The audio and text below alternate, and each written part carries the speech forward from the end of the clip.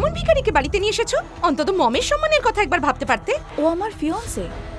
আমার husband imperial হোটেলের manager. ও মমের জন্য একটা সোনার ফ্রেমের চশমা নিয়ে এসেছে, আর তাতে হিরে বসানো আছে। আই এম শিওর তোমার ফিয়ন্সে বালুনস ছাড়া আর নিশ্চয়ই কিছু আনেনি। মমের সময় এরকম একটা ইয়াররিংস একজন হিরোইন পরেছিল। এটা স্পেশালি আমি আপনার জন্য এনেছি। এই 2 পয়সার ভিখারি, চোর বাজারের থেকে আনা এই দুলগুলোকে না আমি ধিক্কার জানাই।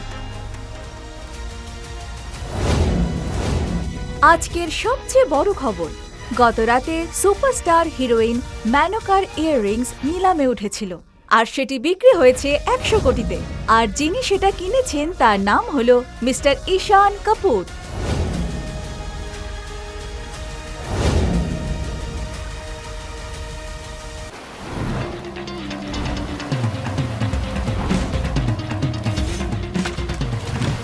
আস্রানি এন্টারপ্রাইজেস অ্যান্ড ইন্ডাস্ট্রিজ আপনার পুরো প্রপার্টি, কোটি টাকার সম্পত্তি এবং হাজারো মানুষের ভবিষ্যৎ সবকিছু আপনার সঙ্গেই জড়িত। এই বিজনেসের কোনো উত্তরাধিকারী নেই। এবার সময় হয়ে গেছে আপনার বিয়ে করা, কিন্তু শুধু একটা সম্পর্কের জন্য নয়, বরং এই পরিবার আর এর লেগেসিকে বজায় রাখার জন্য। Good morning sir. মর্নিং। আমি মেহতা গ্রুপ অফ ইন্ডাস্ট্রিজ আর লালবানি এন্টারপ্রাইজের ফাইল নিয়ে এসেছি। এগুলো তো পরেও হতে পারে, কিন্তু সবার আগে আমার জন্য একটা ভিখারির পোশাকের ব্যবস্থা করো আর 10 লাখ টাকার চেকও। কেন, কি হয়েছে স্যার? সময় আসলে তুমি তোমার প্রশ্নের উত্তর পেয়ে যাবে। এখন তোমায় যেটা বললাম সেটাই করো। Okay sir.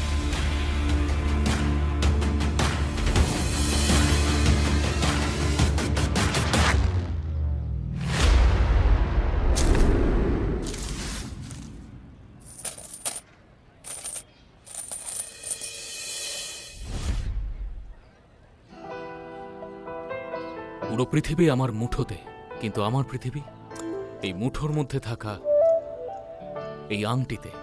এই আংটির জন্য আমি কাউকে খুঁজতে চাই যে আমাকে এই আংটির ডিজাইনের জন্য নয়, আমার মন দেখে আমাকে ভালোবাসবে। একটুখানি রুটি বা কিছু পয়সা দয়া করে কেউ দিন দাদা।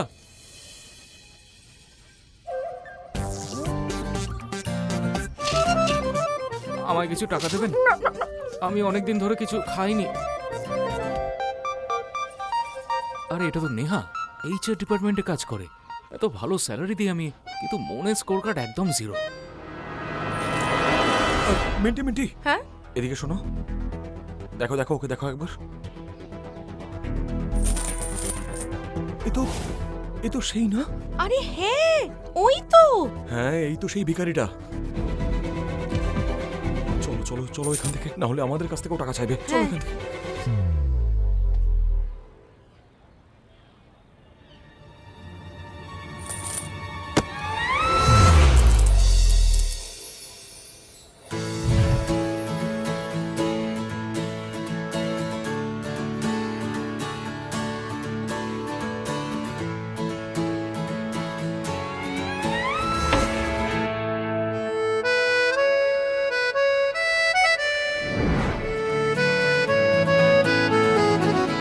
তোমার এই সুন্দর দুটো চোখ, ভগবানের কি অসাধারণ সৃষ্টি। Excuse me. হ্যাঁ, খুব খিদে পেয়েছে, একটু টাকা পাওয়া যাবে প্লিজ? অফকোর্স, এই যে।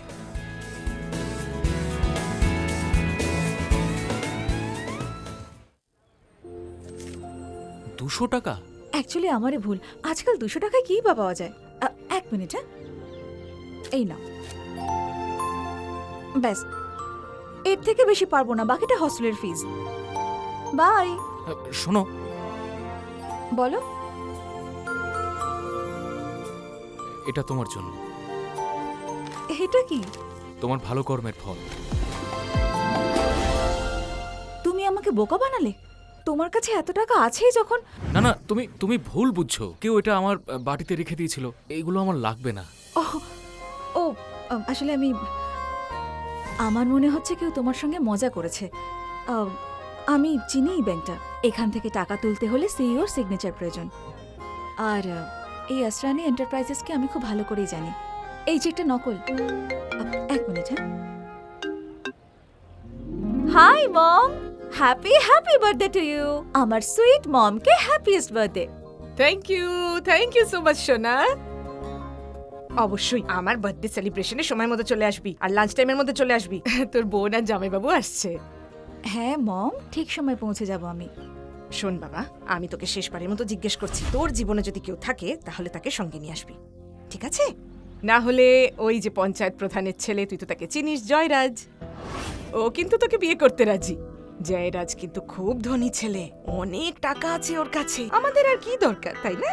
কি মম, তুমি আজ আবার শুরু করলে? সারাক্ষণ শুধু বিয়ের কথা। মম, আজকে তোমার বার্থডে, এটা কোনো বার্থডে কেক নাকি যে তুমি ডেলিভারির জন্য অর্ডার করছো? আর বয়ফ্রেন্ডের ব্যাপারে তোমাকে তো আমি আগেই সব জানিয়েছি মম। আর তুমি বলছো বিয়ে করতে? আমি বিয়ে করতে চাই না। তুই এখানে আয় তো, তারপর বাড়িতে কথা বলবো, ঠিক আছে? হ্যাঁ মম, বাট লিসেন, শোন মা, মামা, মম, ওই জয়রাজের মতো লুজারের সঙ্গে আমি বিয়ের পিড়িতে কিছুতেই বসবো না।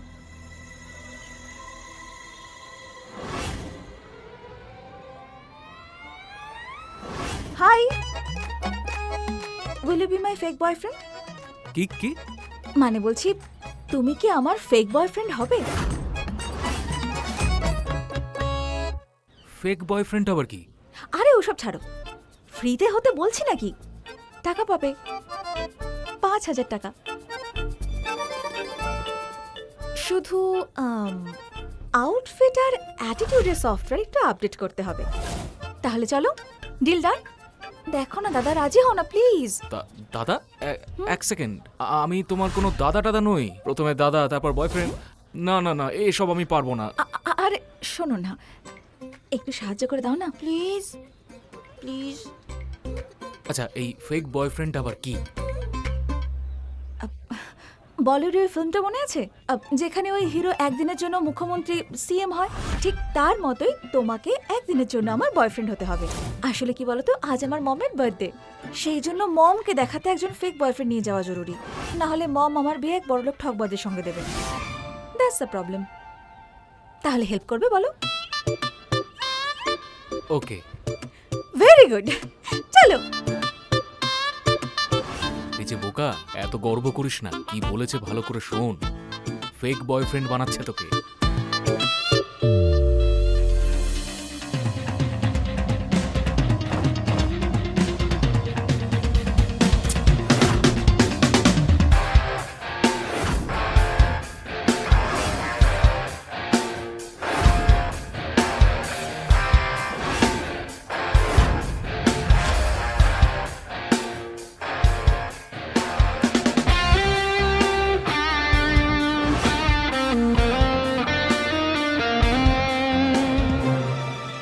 Hello, excuse me, fake boyfriend তুমি, অ্যাক্টিং করতে হবে। আমার অসহায়তার একদম সুযোগ নেবে না। এক সেকেন্ড। সুযোগ তুমি নিচ্ছ আমার অসহায়তা, ঠিক আছে?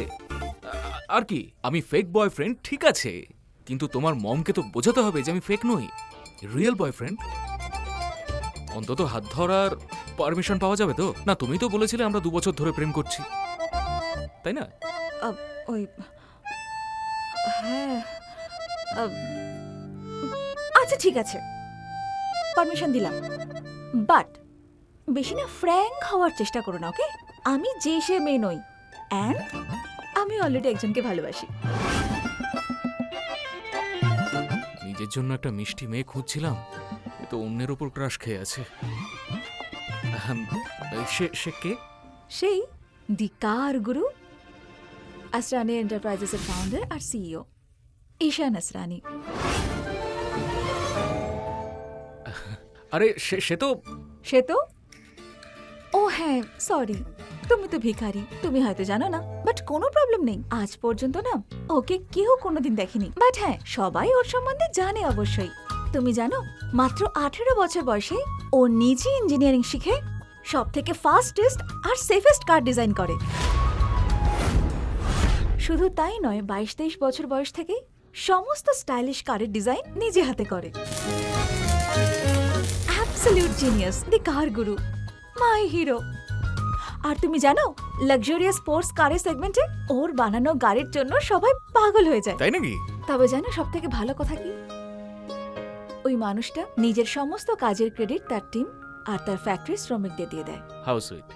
তো ব্যাস, সেই হলো মাই ফার্স্ট লাভ, আমার প্রথম ভালোবাসা। কোনো ব্যাপার না, একতরফা এটা। কিন্তু ভালোবাসা তো ভালোবাসা, তাই না? হ্যাঁ, তা তো ঠিকই বলেছো। তাহলে শোনো, একটু না দূরত্ব বজায় রেখো, আর আমি যেরকম বলবো একদম সেরকম করবে। হ্যাঁ, এই দূরত্বটা ঠিক আছে তো? ও ও, আমি জিজ্ঞেস করতে ভুলে গেছি, তোমার নাম কি? আমি জিজ্ঞেস করতে ভুলে গেছি, তোমার নাম কি? ঈশান। হুম? অবস্থি। ঈশান অবস্থি। ওকে, এবার নিজের সীমাটা যখন জেনেই গেছো, এক কাজ করে চলো গিফট কিনতে যাই। মমের বার্থডে না? চলো।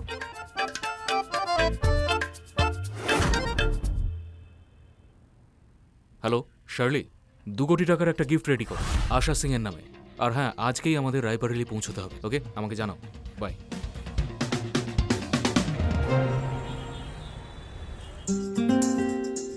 দাদা, মেইনপুরি কলোনি যাবে? গ্রেট। ও শোনো, একটা জিনিস তোমাকে দিতেই ভুলে গেছি। এই নাও 10,000 টাকা। আসলে আমাদের এখানে ছেলেরা যখন প্রথম মেয়ের বাড়িতে যায় তখন তাদের গিফট দেয়, মনে করে দিও। হ্যাঁ শোনো,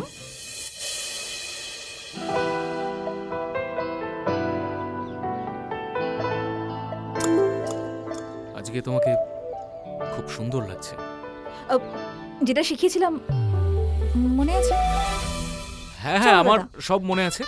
আমার নাম ঈশান অবস্থি। আমার বাবা দিল্লির একজন ভীষণ বড় বিজনেসম্যান। আমাদের টেক্সটাইলের অনেক বড় ব্যবসা। কিন্তু যেহেতু আমি নিজের পায়ে দাঁড়াতে চাই, সেহেতু আমার বছরে ইনকাম 7 লাখ টাকা। Thank you so much, thank you. চেয়ারে বসুন না। Asha, thank you so much. Oh my god. কি ব্যাপার, তুই আজ এত খুশি? তোর শরীর ঠিক আছে তো? সত্যি করে বল, কি ব্যাপার বল না। আমার বোকা মেয়েটা বড় হয়ে যাচ্ছে তো। কি হয়েছে বল না। আরে সকালে কথা বলার সময় ও তো কিছুই বলেনি, কিন্তু পরে ফোন করে বলল আমার জন্মদিনে ও কাউকে সাথে করে নিয়ে আসছে। হ্যাপি বার্থডে আশা মা।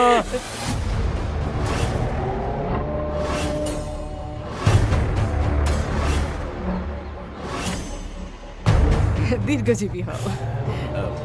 God bless you. আপনি 100 বছর বাঁচবেন। Thank you. আরে এই নিন আপনার গিফট। ও ধন্যবাদ। 50,000 আছে। 50,000? সেটা তো অনেক বেশি। আমি এটা কিভাবে নেব? আর এই নিন 1 টাকা। ও থ্যাংক ইউ। দেখুন আশামা, আজ থেকে যেটা আমার সেটা আপনারও, তাই আপনাকে এত কিছু ভাবতে হবে না, এসব বাদ দিন। আর বলছিলাম, জিয়া কোথায়? ওকে দেখতে পাচ্ছি না। আসছে রাস্তায় আছে। হ্যাঁ, আর বলছিল কাউকে একটা নিয়ে আসবে, বোধহয় বয়ফ্রেন্ড।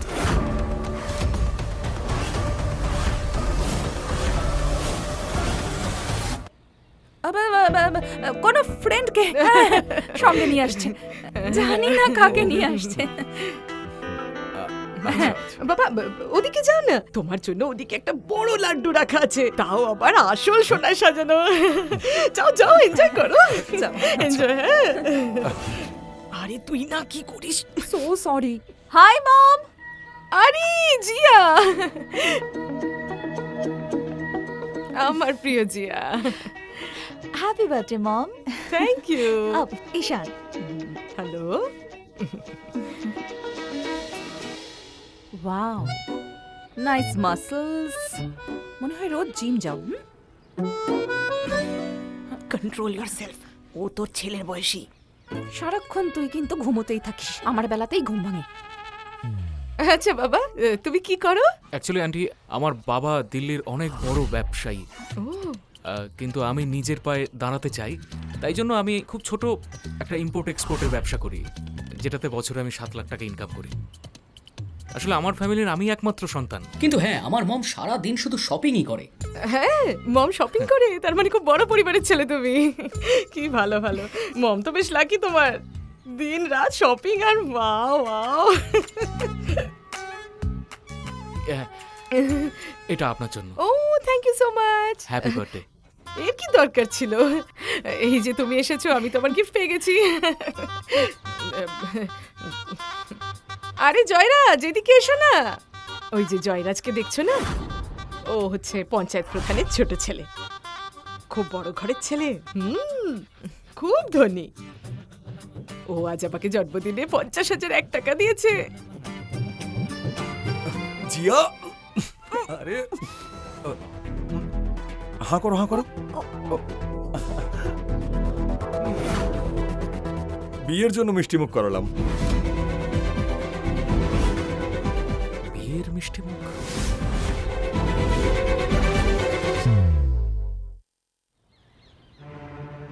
দেখো মম, এরকম হয় না। মানে দেখুন আন্টি, আমার কাছে 3টে গাড়ি আছে। একটা আমার বাবা অফিসে নিয়ে গেছেন, একটা মম পার্লারে নিয়ে গেছেন, আর একটা আমার নিজে, যেটা আমার বোন নিজের ফ্রেন্ডের পার্টিতে নিয়ে গেছে। এক মিনিট। মিথ্যে ধরে ফেলেছি আমি। এ তো নিজের ইন্ট্রোডাকশনে বলেছিল না যে পরিবারের একমাত্র সন্তান।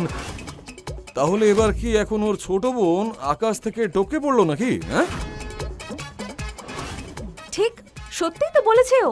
আজ পর্যন্ত আমাদের সমাজে কোনো মেয়ে কি তার অধিকার পেয়েছে বলো তো? আশামা, এরা দুজনে মিলে মিথ্যে কথা বলছে। হ্যাঁ, আমাদের বোকা বানাচ্ছে। জিয়া, তোমরা আমাকে মিথ্যে কথা বলছো? হায় ভগবান, আগের জন্মে আমি যে কি পাপ করেছিলাম কে জানে, যেমন মিথ্যেবাদী মেয়ের জন্ম দিলাম। তুই সবার সামনে আমার সম্মান নষ্ট করছিস। প্লিজ মম, তুমিও না। মম, আজ তোমার বার্থডে। তোমার সত্যি মনে হয় যে আজকের দিনে তোমাকে আমি মিথ্যে বলবো? হ্যাঁ, বিশ্বাস করো আমায়, আমি সত্যি বলছি মম, প্লিজ। তাহলে আমাকে সত্যিটা বল, এই ধনী ব্যবসায়ীর ছেলে তোকে এখন রিকশায় করে কেন নিয়ে এসেছে? হ্যাঁ, তো সত্যি কথাই তো বলেছে ও। ওর যে ছোট বোন আছে সে... আরে ব্যাস, থামো, যথেষ্ট হয়েছে। আর যা কিছু সত্যি মিথ্যে সব এখানেই প্রমাণ হবে। বাহ, খুব ভালো। আজ আমরা সবাই এখানে খাবারে কড়াই পনির খাবো। হ্যাঁ, কারণ ওর একটার পর একটা মিথ্যে ধরে ফেলেছি আমি। আসলে সত্যিটা হলো যে হ্যাঁ আমি হ্যাঁ বলো, আমাকে সত্যিটা বলো যে তোমার কাছে কতগুলো গাড়ি আছে। এতগুলো যে আমি গোনা বন্ধ করে দিয়েছি, তবে 1000 তো হবেই। আচ্ছা, আগে 3টে গাড়ি ছিল আর এখন অগুন্তি হয়ে গেল। আরে মিথ্যে বলার একটা লিমিট থাকে ভাই। তোর মিথ্যে শুনে না লাই ডিটেক্টর রিজাইন করে দেবে রে। আচ্ছা, আমার সত্যিটা শুনলে না তুমি জ্ঞান হারাবে, বুঝেছো? আমার পার্কিং বিলস তোমার ব্যাংক ব্যালেন্সের থেকে বেশি। আর মিথ্যে ভাই, আমি সেই ধরনের লোক যার মিথ্যে ইন্টারনেটে ভেরিফাই হয়। আমার কাছে গাড়ির ফ্যাক্টরি আছে যার নাম লস লাভ। কি করছো? এত বড় বড় ঢপ মারছো? কি মনে হয় তোমার বাবা কি ইলন মাস্ক? হ্যাঁ, যদি আমাদের মিথ্যেটা ধরা পড়ে যায় না, তাহলে সোজা খবরে বেরোবে লোকাল ভিখারি রোমিও হলো ফুল টাইম জোকার।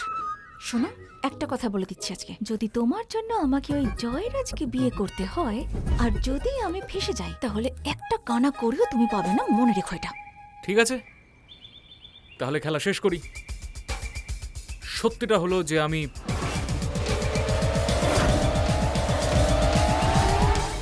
চলুন তাহলে আমি আমার পরিচয় আবারও দিয়ে দিচ্ছি। আমি ঈশান আওয়াস্তে, জিয়ার বয়ফ্রেন্ড। জিয়া আমাকে বেছে নিয়েছে। কি হচ্ছে এগুলো?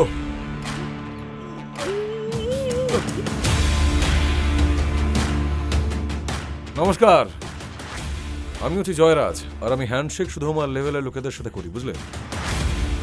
আর আমি হচ্ছি জিয়ার হবু স্বামী। আর আশামাই তো আমাদের বিয়েটা ফিক্স করেছে। আর আশামা একবার যেটা বলে দেন সেই কথা নড়চড় হয় না। কি আশামা, তাই না? হ্যাঁ হ্যাঁ হ্যাঁ, আমি কি করতে পারি শোনা? ওই যে বড় বড় শহরে গিয়ে এরা না নষ্ট হয়ে যায় এই মেয়েরা। এমনিতে আমি ওকে বলেছিলাম যে তোমার মতো ছেলেও পাবে না, খুঁজলেও পাবে না। এত ধনী, ক্ষমতাশালী, প্রভাবশালী তোমার সম্মানের সাথে তুলনা হয়? কিন্তু আমার কথা কি মেয়েটা ভাবে নাকি? এই বড় শহরে যাওয়ার পর থেকে এসব শুরু হয়েছে। আর বেছে নিল এই স্টার্টআপ ছেলেকে। আমি কি করব বলো? থামো এবার মম। Don't mind. হ্যাঁ, আমি বেশ খুশি যে ও তোমাকে বেছেছে। এবারে ও কিন্তু ঠিকঠাক বিবেচনা করেছে। আরে জয়রাজ, তুমি চিন্তা করো না বাবা, আমি তোমার জন্য আরো ভালো মেয়ে খুঁজে এনে দেবো। কি বলছেন আপনি এসব? আমি তো জিয়াকেই বিয়ে করতে চাই। ও আপনাকে গিফটে কত টাকা দিয়েছে? প্যাকেটটা তো খুব হালকা ছিল, ওই 10,000 হবে মনে হয়। আশামা, আমি আপনাকে 50,000 দিয়েছি। 10,000? ও যদি সত্যি এত বড় লোক হতো তাহলে গিফটটাও তো বড় লোকদের মতন দিত। এটা তো এটা তোমার ডোনেশন মনে হচ্ছে। জয়রাজ, আমি তোমাকে বিয়ে করতে চাই না। কেন? তুমি আমাকে কেন বিয়ে করতে চাও না? ও কি আমার থেকে বড় লোক নাকি? আমার থেকে কি বেশি যোগ্যতা ওর? হ্যাঁ, কারণ আমার কাছে ওর ব্যাংক ব্যালেন্স নয়, ওই মানুষটা ইম্পর্ট্যান্ট। ও নিজের দক্ষতায় নিজের পায়ে দাঁড়াতে চায়, তোমার মতো নয় যে খালি বাবার টাকা উড়িয়ে বেড়ায়। চুপ কর জিয়া। জয়রাজের সাথে এইভাবে কথা বলে কেউ? বড় শহরে গিয়ে তুই মানুষের সাথে কিভাবে কথা বলে ভুলে গেছিস? আমি বলতে চাইছি, ঈশানের বাবাও কিন্তু কোনো যেসে ব্যক্তি একেবারেই নন, বরং শহরে একজন বড় বিজনেসম্যান। আর ও নিজের পায়ে দাঁড়াতে চাইছে, এমন কারোর মতো না যে নিজের বাবার টাকায় ফুর্তি করতে চায়। ওই বকে যাওয়া ছেলে টাইপস। আর ও এরকম কেউ না যে মেয়েদের বাজেভাবে টাচ করে। আচ্ছা, আরে এ কোনো বড় লোক বাবার ছেলে নয়, সেই জন্যই তো ও জিয়াকে রিক্সা করে নিয়ে এসেছে এখানে।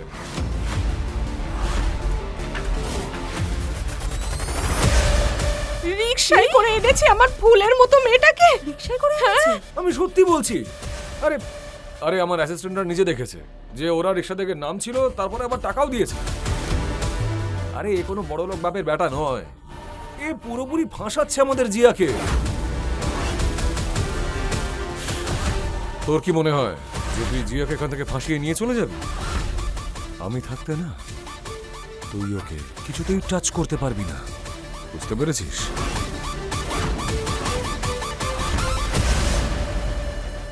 পুরো গল্প শোনার জন্য ডাউনলোড করুন পকেট এফএম অ্যাপ এখনই। লিংক রইল নিচের ডেসক্রিপশনে।